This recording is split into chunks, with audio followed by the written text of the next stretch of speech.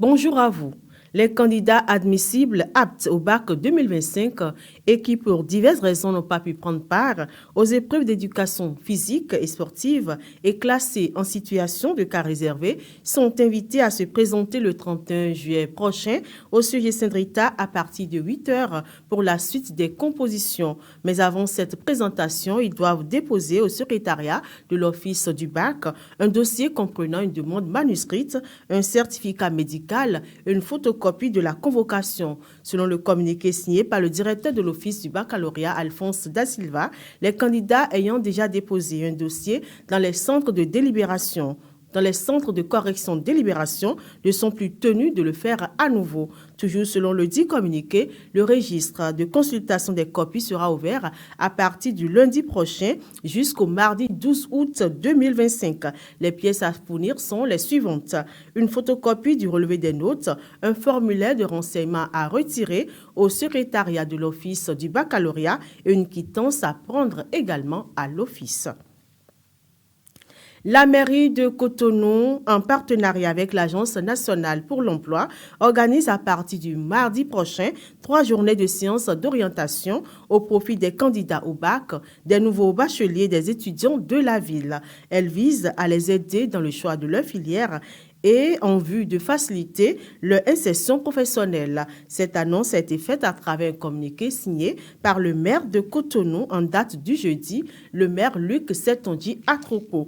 La journée du 22 juillet prend en compte les 6e, 7e, 8e et 11e arrondissements de Cotonou. Les activités se dérouleront dans la salle de conférence de la mairie à partir de 9 h. Le 23 juillet, ceux du 9e, 10e, 12e et 13e arrondissement seront à la maison des jeunes d'Agla à partir de 9 h. La dernière séance aura lieu le 24 juillet à la maison des jeunes d'Akwakwa à 9 h également.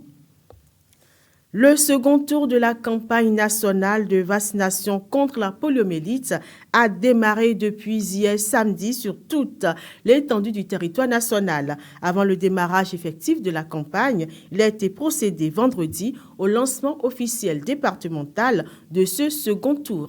C'est la mairie de Cotonou qui a abrité le lancement pour le compte du département du littoral. Si pour le premier tour, 118% de couverture vaccinale est atteinte, pour ce second tour, l'objectif est d'atteindre au moins 95%.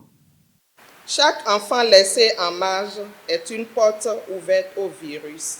Et n'oublions pas, le mois dernier, 3 nouveaux cas de poliomyélite ont été confirmés dans certains départements du pays. Preuve que le virus continue de circuler et de menacer la santé de nos enfants. Nous ne pouvons donc pas baisser la garde. C'est pourquoi l'objectif de ce second tour est clair. Vacciner tous nos enfants de 0 à 9 mois éligibles sans exception, y compris ceux qui ont déjà reçu le vaccin lors du premier passage. Ceci est indispensable parce que l'immunité collective ne peut pas être atteinte si nous ne dépassons pas le seuil de 95%. En ce qui concerne l'efficacité et la qualité du vaccin contre la poliomyélite, l'assurance est donnée. Le vaccin contre la poliomyélite est administré par voie orale. Il est sans douleur, sans danger et certifié par l'OMS.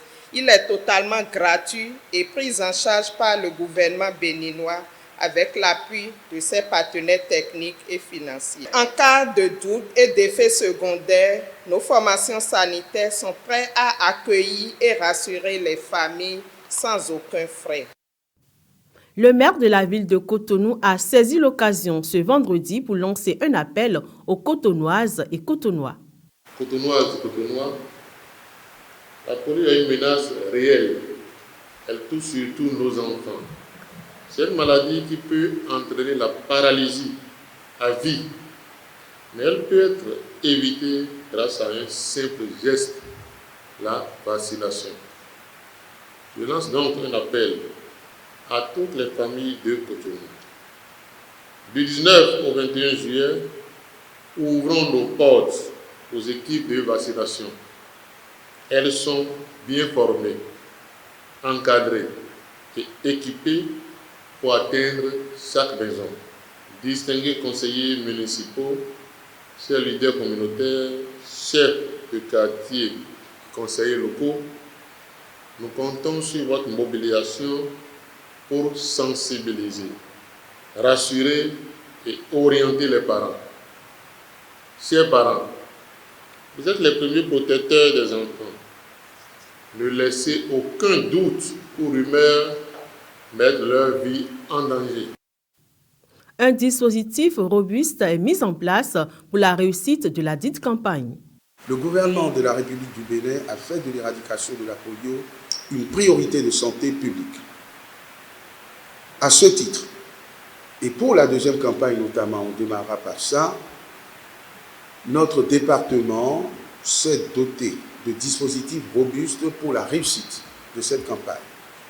Notre département, celui du littoral, reste déterminé à jouer pleinement sa partition pour une République du Bénin débarrassée une bonne fois pour toutes de la poliomyélite. Et c'est sur ces mots d'espoir et d'engagement patriotique que je déclare officiellement lancé dans le littoral ce jour, vendredi 18 juillet 2025, le deuxième tour de la campagne de vaccination contre la poliomyélite, édition juillet 2025. Ensemble, mobilisons-nous, protégeons nos enfants, protégeons notre avenir commun. Au cours de cette campagne, les équipes de vaccination passeront dans les ménages pour administrer le vaccin. La vaccination se fera également dans les centres de santé. Allons maintenant à Porto Novo. Le bilan de la première session ordinaire de l'année 2025 de l'Assemblée nationale a été présenté ce jeudi 17 juillet par le porte-parole du président Louis Vlavonou et c'était à la faveur d'un dîner de presse à Porto Novo. Cette rencontre s'est articulée principalement autour de 2 points. Le bilan de la session parlementaire et l'état de partenariat entre l'Assemblée nationale et les organes de presse. Le bilan des travaux fait état de 10 lois ordinaires, 2 résolutions et 14 décrets de ratification d'accords de prêt étudiés et adoptés d'après Vitali Bouton, porte-parole du président de l'Assemblée nationale. À noter que cette session s'est ouverte le 10 avril 2025 conformément aux articles 87 de la Constitution et 4 du règlement intérieur de l'Assemblée nationale. Hors du Bénin, la présidence syrienne a annoncé hier samedi un cessez-le-feu immédiat dans la province de Sueyada, sise dans le sud du pays. Les forces de sécurité ont commencé à se déployer dans la zone après des affrontements intercommunautaires ayant fait 700 morts en une semaine. La présidence syrienne, à travers un communiqué, appelle toutes les parties à respecter entièrement le cessez-le-feu et arrêter les violences. C'est tout pour ce 12h30. Merci de nous avoir suivis. Eh bien, passez une agréable journée en notre compagnie. Très bon dimanche à vous.